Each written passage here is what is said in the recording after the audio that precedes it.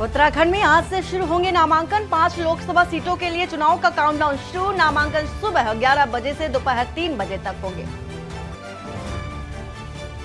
अध्यक्ष महेंद्र भट्ट ने किया ऐलान। 5 प्रत्याशियों के नामांकन की तिथियों का ऐलान किया। हरिद्वार से त्रिवेंद्र सिंह रावत और अल्मोड़ा से अजय टम्टा 2 मार्च को करेंगे नामांकन। उत्तराखंड में होगी पीएम की ताबड़तोड़ रैलियां। भाजपा ने शुरू की तैयारी। पीएम के कार्यक्रमों की जल्द होगी घोषणा। विपक्षी दल के नेता बीजेपी में हो रहे शामिल। सीएम धामी ने किया स्वागत। प्रधानमंत्री नरेंद्र मोदी के कुशल नेतृत्व की जमकर की तारीफ। बद्रीनाथ हाईवे पर सड़क हादसा। खाई में गिरा वाहन। 2 लोगों की मौके पर मौत। वाहन काटकर निकाले गए शव।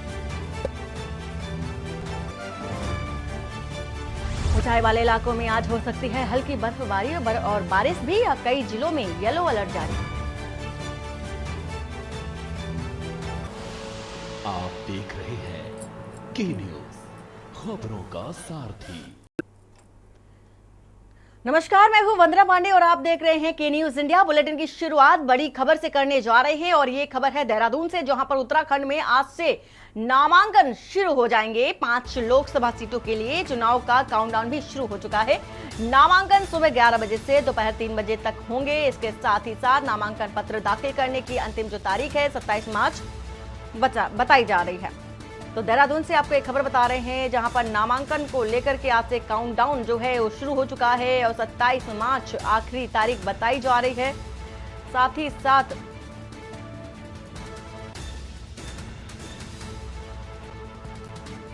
पांच लोकसभा सीटों के लिए चुनाव का काउंटडाउन शुरू हो चुका है और नामांकन सुबह 11 बजे से यानी कि कुछ ही देर बाद शुरू हो जाएगा और 3 बजे तक नामांकन प्रक्रिया की जाएगी।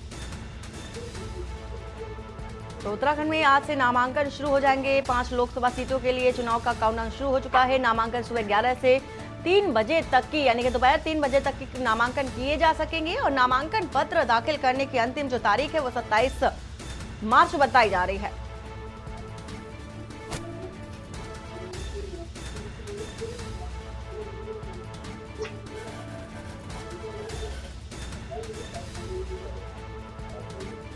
उत्तराखंड में आज से नामांकन प्रक्रिया शुरू हो जाएगी। 5 लोकसभा सीटों के लिए चुनाव का काउंटडाउन शुरू हो चुका है। नामांकन सुबह 11 बजे से दोपहर 3 बजे तक ही किया जाना है और नामांकन पत्र दाखिल करने की अंतिम जो तारीख है वो 27 मार्च बताई जा रही है।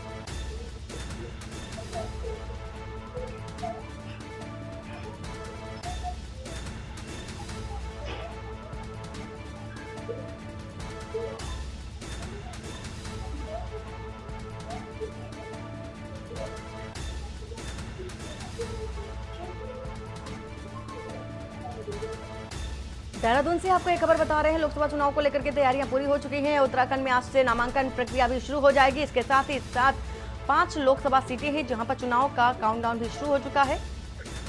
और अंकित काला इसी खबर पर है। अंकित, आज से नामांकन प्रक्रिया शुरू होने वाली है। बताया जा रहा है कि जो समय है कुछ ही देर बाद से यानी कि 11 बजे से दोपहर 3 बजे तक की नामांकन शुरू हो जाएगी। बिल्कुल वंदना, उत्तराखंड में लोकसभा चुनाव का काउंटडाउन आज से शुरू हो चुका है। नामांकन की प्रक्रिया जो है वो आज से शुरू हो गई है। सुबह 11 बजे से लेकर के दोपहर 3 बजे तक की प्रक्रिया चलेगी और तमाम जो प्रत्याशी हैं वो अपना नामांकन ऑनलाइन और ऑफलाइन माध्यम से करा सकते हैं। सुरक्षा व्यवस्था के पुख्ता इंतजाम हैं। चुनाव आयोग की ओर से सभी तैयारियां पूरी कर ली गई है। आज जो तमाम चुनाव के अधिकारी हैं वो अधिसूचना भी जारी कर देंगे। और इस अगर हम पूरे कार्यक्रम में देखें वंदना, तो 27 तारीख तक ये पूरी प्रक्रिया चलेगी और इस बीच जो है वो 3 दिनों के का अवकाश भी रहेगा। तो अगर वास्तविक तौर पर देखें तो 5 दिनों तक ये प्रक्रिया चलने वाली है। 23 तारीख को चौथा शनिवार है, फिर रविवार है, इसके अलावा होली की छुट्टी है। तो ऐसे में 5 दिनों के समय के भीतर ही नामांकन की प्रक्रिया तमाम प्रत्याशियों को पूरी करनी होगी और जो भी इस प्रक्रिया को का पालन करेगा उसके बाद फिर आगे की कार्रवाई की जाएगी। लेकिन कुल मिलाकर के उत्तराखंड की 5 लोकसभा सीटों को लेकर के आज से काउंटडाउन जो है वो शुरू हो चुका है और चुनाव आयोग की तरफ से नामांकन को लेकर के सभी तैयारियां पूरी कर ली गई है। बिल्कुल अंकित, तो देखा भी जा रहा है कि नामांकन दाखिल करने के लिए भी तिथि का निर्धारण भी कर दिया गया है, चूंकि 27 तारीख तक सभी पार्टियों के जो भी उम्मीदवार हैं, प्रत्याशी हैं, उनको नामांकन पूरा करना होगा और समय भी आज से शुरू हो चुका है। इसलिए बेहद अहम दिन भी माने जा रहे हैं। लोकसभा का चुनाव भी बेहद नजदीक है, जिसको लेकर के जो प्रक्रियाएं हैं पूरी तौर पर देखी जा सकती हैं। बिल्कुल, देखिए चुनाव आयोग ने तो अपना कार्यक्रम निर्धारित कर दिया है वंदना, और इसकी तारीख भी घोषित कर दी है, समय भी बता दिया है, लेकिन अब प्रत्याशियों को देखना होगा कि वो कब कब अपना नामांकन कराते हैं। और अगर हम उत्तराखंड की बात करें तो इस समय अभी उत्तराखंड क्रांति दल की ओर से कोई प्रत्याशी जो है वो घोषित नहीं किया गया है। कांग्रेस पार्टी की बात करें तो अभी वो राज्य की 5 लोकसभा सीटों में से 3 पर ही प्रत्याशी घोषित करे हैं, 2 पर अभी मंथन चल रहा है। इसके अलावा भी तमाम अन्य दलों की बात करें भाजपा को छोड़ करके, तो सभी अभी अपने प्रत्याशियों पर मंथन कर रहे हैं, जबकि भाजपा की ओर से राज्य की 5 लोकसभा सीटों पर प्रत्याशी न सिर्फ घोषित किए गए हैं बल्कि नामांकन की जो तारीख है उसकी भी घोषणा कर दी गई है। तो पूर्व मुख्यमंत्री त्रिवेंद्र सिंह रावत ऑनलाइन माध्यम से अपना नामांकन करेंगे। बाकी जो तमाम जो सांसद हैं वो ऑनलाइन के जरिए अपना नामांकन पत्र दाखिल करेंगे और मुख्यमंत्री पुष्कर सिंह धामी सभी नामांकन के जो उनकी पार्टी की ओर से प्रत्याशियों की तरफ से जो नामांकन किए जाएंगे उसमें कोशिश रहेगी कि वो सभी नामांकन के कार्य में उपस्थित रहें। लेकिन अब तक भाजपा को छोड़ करके किसी भी विपक्षी दल ने अपने पूरे कैंडिडेट या फिर एक भी कैंडिडेट जो है वो घोषित नहीं करे हैं। ऐसे में एक तरफ जहां चुनाव आयोग ने अपनी नामांकन की प्रक्रिया शुरू कर दी है, तो दूसरी तरफ तमाम विपक्षी दल अभी सिर्फ प्रत्याशियों पर ही मंथन कर रहे हैं, जबकि भाजपा चुनावी तैयारियों के लिहाज से अपने विपक्षी दलों से काफी आगे निकलते हुए उसने न सिर्फ प्रत्याशी की घोषणा करी है बल्कि चुनाव के लिए कब कब प्रत्याशी नामांकन करेंगे और कौन कौन उपस्थित रहेंगे, यहाँ तक भी भाजपा ने ये सब चीजें जो है वो तय कर ली है। इसमें कोशिश ये भी की जा रही है कि जो केंद्रीय मंत्री हैं अगर उनकी भी संभावना हो तो उनके भी कार्यक्रम जो है वो इस दौरान निर्धारित किए जाए। लेकिन कुल मिलाकर के उत्तराखंड की 5 लोकसभा सीटों को जीतने के लिए भाजपा की तरफ से जो तैयारी देखने को मिल रही है वो अन्य विपक्षी दलों में फिलहाल देखने को नहीं मिल रही। बिल्कुल अंकित, पूरी जानकारी देने के लिए आपका शुक्रिया। फिलहाल आप हमारे साथ बने रहिए। देहरादून से एक खबर आपको बता रहे हैं जहां पर चुनाव को लेकर के नामांकन प्रक्रिया जो है वो आज से शुरू हो चुकी है और 11 बजे यानी कुछ ही देर बाद से नामांकन किए जा सकेंगे। दोपहर 3 बजे तक की नामांकन किए जाएंगे, नामांकन पत्र दाखिल किए जाएंगे और नामांकन कराने की जो अंतिम तारीख है वो है 27 मार्च, यानी कि 27 मार्च तक सभी जो पार्टियां हैं, सभी जो दल हैं, उनके उम्मीदवार जो हैं 27 मार्च तक की नामांकन प्रक्रिया दाखिल कर सकेंगे। तो इस वक्त की देहरादून से आपको एक खबर बता रहे हैं और 5 लोकसभा सीटों को लेकर के जो नामांकन प्रक्रिया है वो देखी जाएगी। नामांकन पत्र दाखिल करते नजर आएंगे और हालांकि ये भी देखा जा रहा है कुछ पार्टियां ऐसी हैं जहां पर अभी तक जो उम्मीदवार हैं वो सामने नहीं आए हैं। कौन सा दल अब कौन से प्रत्याशी को मैदान में उतारेगा ये देखने वाली बात होगी। फिलहाल बीजेपी की ओर से 5 लोकसभा सीटों को लेकर के प्रत्याशियों का ऐलान भी हो चुका है। और देहरादून से खबर है जहां पर उत्तराखंड में होगी पीएम की ताबड़तोड़ रैलियां और इसके साथ ही रैलियों के लिए भाजपा ने तैयारी भी शुरू कर दी है। तो पीएम के कार्यक्रमों को लेकर के देखा जा रहा है जल्दी घोषणा भी हो जाएगी और ताबड़तोड़ रैलियां जो की है प्रधानमंत्री नरेंद्र मोदी करने में लगे हुए हैं। उत्तराखंड में भी दौरा करेंगे, रैलियां करेंगे, जनता को संबोधित करते नजर आएंगे। केंद्र की जितनी भी योजनाएं जो जनमानस के लिए चलाई गई हैं, जनता के लिए चलाई गई हैं, वो उनके समक्ष प्रस्तुत करते भी नजर आएंगे अपने संबोधन के दौरान। फिलहाल देखा जा रहा है कि दक्षिण भारत में रैलियां करने के बाद अब उत्तराखंड में पहुंचेंगे और उत्तराखंड में भी ताबड़तोड़ रैलियां करते नजर आएंगे प्रधानमंत्री नरेंद्र मोदी। तो पीएम के कार्यक्रमों को जल्द घोषणा भी करेगी। बीजेपी और पीएम के कार्यक्रम को लेकर विशेष रथ यात्रा भी देहरादून से निकाली जाएगी। अंकित काला इसी खबर पर है। अंकित, विशेष तैयारियां की जा रही हैं प्रधानमंत्री नरेंद्र मोदी के कार्यक्रम को लेकर के, क्योंकि ताबड़तोड़ जो रैलियां हैं प्रधानमंत्री नरेंद्र मोदी की वो लगातार देखी जा रही है। चाहे भारत के किसी भी कोने की बात कर ले, चाहे दक्षिण भारत की बात कर ले या अब उत्तराखंड की बात कर ले। बिल्कुल वंदना, आप देखेंगे कि भाजपा जिस तरीके से चुनाव की तैयारी कर रही है, विपक्षी दल उससे काफी कोसों दूर है। उत्तराखंड की 5 लोकसभा सीटों को जीतने के लिए भाजपा ने पूरी ताकत लगाई हुई है और अब जो प्रदेश स्तरीय जो नेतृत्व है, वो चाहता है कि प्रधानमंत्री नरेंद्र मोदी की उत्तराखंड की अगर हम 3 स्थानों पर बात करें, चाहे फिर वो श्रीनगर की बात करें, कुमाऊं मंडल के अगर हम हल्द्वानी की बात करें, ऐसे कुछ एक क्षेत्र हैं जहां पर की भाजपा प्रधानमंत्री नरेंद्र मोदी की रैलियों का आयोजन जो है वो करने जा रही है। और प्रदेश स्तरीय जो नेता हैं वो लगातार इस कोशिश में है कि प्रधानमंत्री नरेंद्र मोदी की 3 रैलियां जो है वो उत्तराखंड में आयोजित की जाए। इसको लेकर के तैयारियां की जा रही है। जो रथ है वो भी भाजपा मुख्यालय देहरादून में पहुंच चुका है। इसके अलावा पार्टी की कोशिश यही है कि उत्तराखंड की 5 लोकसभा सीटों में से भारी बहुमत के साथ जीत दर्ज की जाए। 5 लाख से अधिक मतों का जो आंकड़ा है वो भाजपा ने इस समय लक्ष्य रखा है और प्रधानमंत्री की इस रैली के माध्यम से कहीं ना कहीं भाजपा जो है वो चुनावी तैयारियों को और तेज गति देना चाहती है। जबकि विपक्षी दलों की अगर हम बात करते हैं तो अभी तमाम जो दल है वो अभी प्रत्याशियों पर ही मंथन करने में लगे हुए हैं। जबकि भाजपा की बात करें तो अब भाजपा हरिद्वार, उधम सिंह नगर और श्रीनगर, ये 3 स्थानों में प्रधानमंत्री नरेंद्र मोदी की जो रैलियां है इसका आयोजन करने की तैयारियों में जुट गई है। तो फिलहाल अभी प्रधानमंत्री दक्षिण की तरफ जो चुनावी रैलियां है उसको संबोधित कर रहे हैं। उसके बाद जैसे ही समय मिलेगा तो उत्तराखंड भाजपा की ओर से भी प्रधानमंत्री से अनुरोध किया जाएगा कि वह उत्तराखंड में भी अपनी चुनावी रैली को संबोधित करे। इसके अलावा पार्टी के तमाम जो अन्य शीर्ष नेता हैं उनके कार्यक्रमों को भी लेकर के पार्टी इस समय तैयारी कर रही है कि उनके भी कार्यक्रम जो है वो निर्धारित किया जाए। इसके अलावा रोड शो का भी आयोजन हो सकता है वंदना।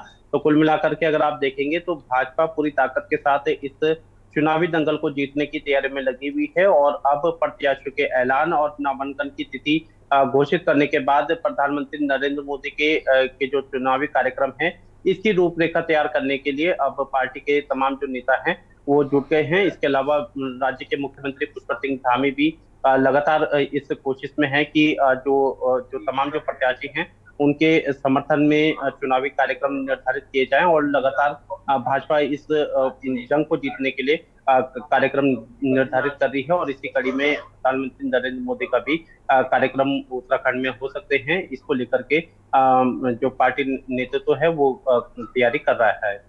बिल्कुल अंकित, और ये देखने वाली बात है क्योंकि समय बेहद कम माना जा सकता है और ऐसे में प्रधानमंत्री नरेंद्र मोदी या फिर बीजेपी का कोई भी कार्यकर्ता या मंत्री हो पूरी एक्टिव मोड में नजर आ रहे हैं। चाहे हम बात सीएम धामी की ही क्यों ना कर ले, वो भी लगातार जनता के बीच पहुंच रहे हैं और जनता के बीच पहुंच करके उन्हें केंद्र के जरिए जो चलाई जा रही योजनाएं हैं उनके बारे में भी बता रहे हैं। राज्य सरकार की ओर से जो योजनाएं चल रही हैं लगातार वो उसकी जानकारी देते नजर आ रहे हैं।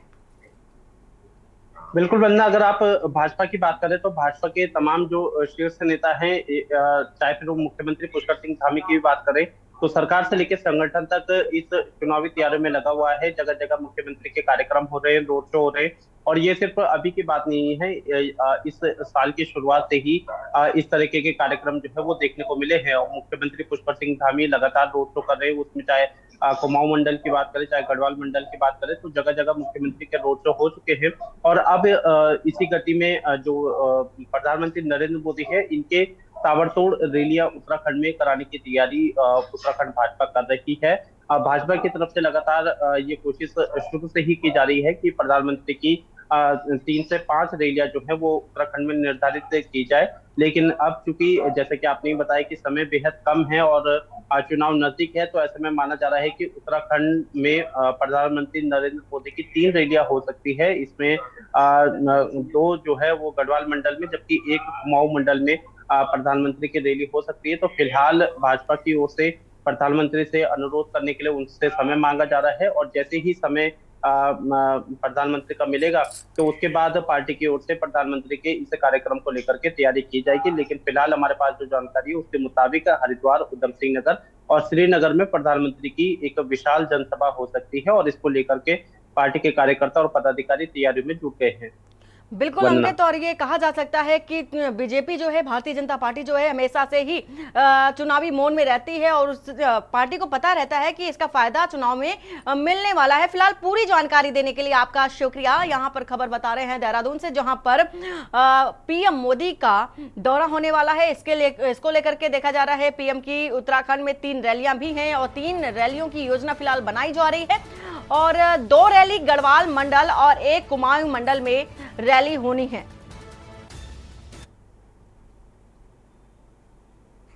और देहरादून से खबर है जहां पर अध्यक्ष महेंद्र भट्ट ने नामांकन को लेकर के ऐलान कर दिया है।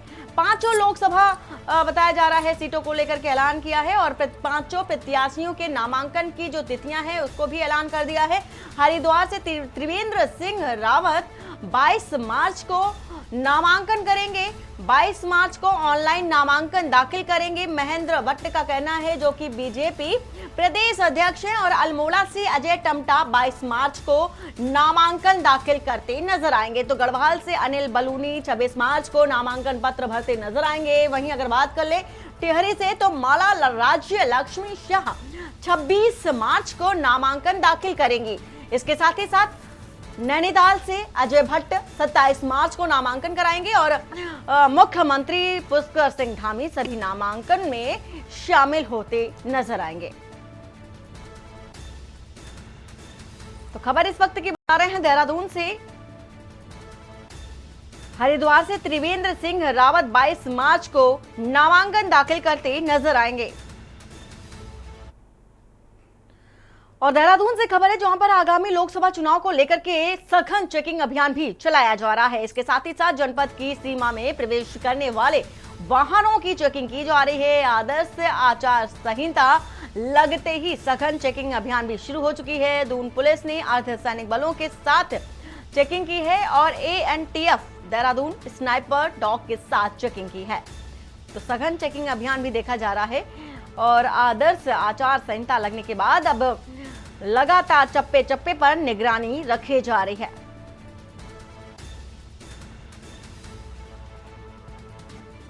तो दून पुलिस ने अर्धसैनिक बलों के साथ चेकिंग की है, और इस तरह के अभियान चला करके हर एक जगह पर नजर और निगरानी रखी जा रही है।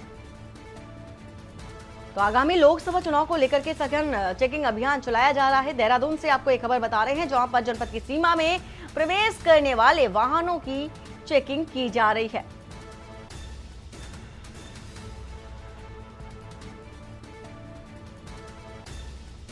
तो दून पुलिस ने अर्धसैनिक बलों के साथ चेकिंग की है। इसके साथ ही साथ जनपद की सीमा में प्रवेश करने वाले वाहनों की भी चेकिंग की गई है। आदर्श आचार संहिता जैसे ही लगी है, वैसे ही सभी विभाग के जो पुलिसकर्मी हैं वो भी एक्टिव मोड में नजर आ रहे हैं। इसके साथ ही साथ चेकिंग अभियान चलाया जा रहा है। ANTF देहरादून स्नाइपर डॉग के साथ चेकिंग अभियान किया जा रहा है।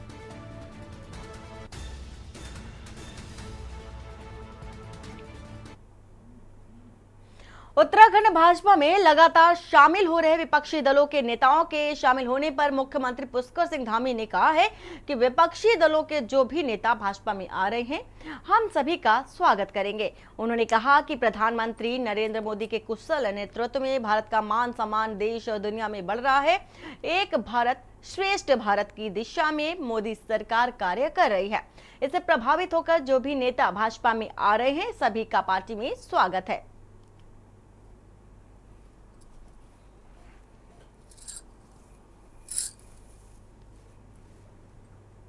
जनता पार्टी में आज तमाम लोग एक भारत श्रेष्ठ भारत विकसित भारत बनाने के लिए और हमारे प्रधानमंत्री जी के नेतृत्व में जिस प्रकार से आज पूरी दुनिया के अंदर भारत का मान सम्मान बढ़ा है, तो जो लोग भी इस यात्रा में आगे आ रहे हैं, सह यात्री बन रहे हैं, और हमारे प्रधानमंत्री जी का जो कथन बाबा केदार की भूमि से उन्होंने कहा था 21वीं सदी का तीसरा दशक उत्तराखंड का दशक होगा। आने वाले समय में उत्तराखंड हिंदुस्तान के श्रेष्ठ राज्यों में शामिल होगा। तो जो भी आ रहे हैं हम सबका स्वागत करते हैं, सबको साथ में लेकर चलेंगे। रामनगर एक महिला अपने पति के साथ बाइक से घर जा रही थी और घर से बाजार की ओर जा रही थी। इसी बीच अज्ञात वाहन के चालक में तेज और लापरवाही से वाहन चलाते हुए बाइक में टक्कर मार दी और जिसमें महिला गंभीर रूप से घायल हो गई, जिसे उपचार के लिए तुरंत रामनगर की सरकारी अस्पताल में लाया गया और चिकित्सकों ने महिला को मृत घोषित कर दिया। घटना के संबंध में कोतवाल अरुण कुमार सैनी ने जानकारी देते हुए बताया है कि मामले में पुलिस जांच कर रही है और परिजनों की ओर से तहरीर मिलने के बाद कार्रवाई की जाएगी। वहीं घटना के बाद मृतक महिला के परिजनों में कोहराम भी देखा जा रहा है।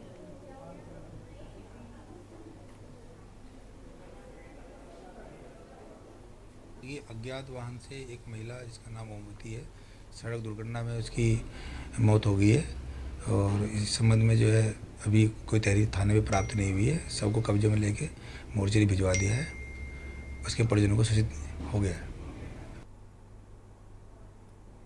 रुद्रप्रयाग में बद्रीनाथ हाईवे के घोलती शिवानंदी के बीच बोलेरो कैंपर दुर्घटनाग्रस्त हो गए।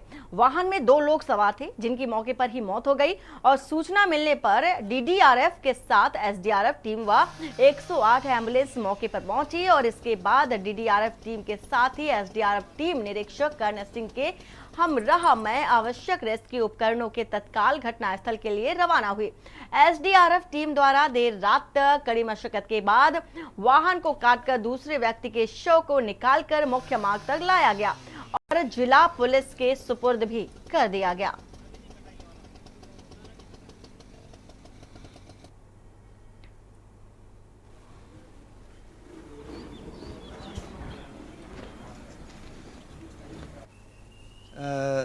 लक्सर में आया था, यहाँ पर पोस्ट जो हमारा है लक्सर पोस्ट, उसके निरीक्षण के लिए, और हमने सुरक्षा सम्मेलन लिया है जिसमें स्टाफ की यदि कोई समस्या है तो उसको हम लोग सुनते हैं, उसका निवारण करते हैं और उनके सुझाव भी लेते हैं कि पोस्ट की बेहतरी और रेलवे सुरक्षा बल और कितना अच्छा काम करे जिससे हमारा अच्छा नाम सम्मान हमको समाज के द्वारा मिल सके।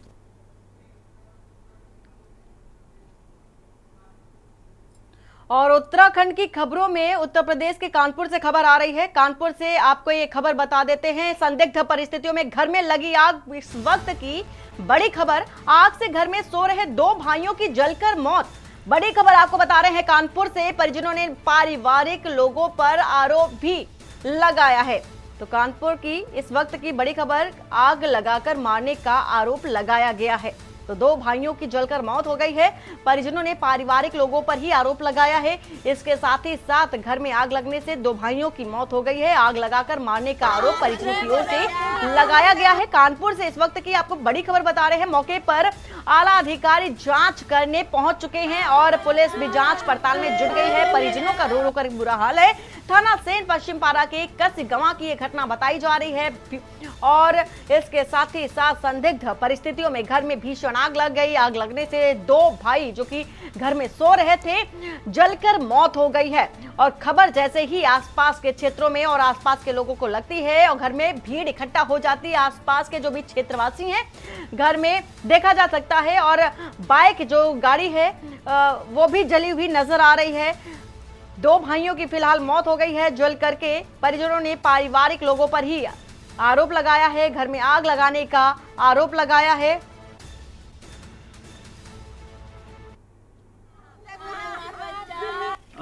आज रात्रि में थाना पश्चिम पारा में लगभग 2:30-3 बजे के आसपास एक सूचना प्राप्त हुई थी कि कसीगवां नाम के एक गांव में एक घर के अंदर 2 युवकों की जल करके दुखद मृत्यु हो गई है, जिसमें तत्काल सीनियर ऑफिसर्स, फॉरेंसिक की टीम और अन्य लोग पहुंचे। काफ़ी गहराई से मौका मुआयना किया गया है। बॉडी पूरी तरह से बर्न है, उनको सील करके पोस्टमार्टम के लिए भेज दिया गया है। और इसी खबर पर मधुर मोहन हमारे साथ हैं। मधुर, जिस तरह से ये संदिग्ध परिस्थितियों में घर में आग लगी है और जो परिजन है वो आरोप परिवार वालों पर ही लगा रहे हैं, क्या है पूरी जानकारी?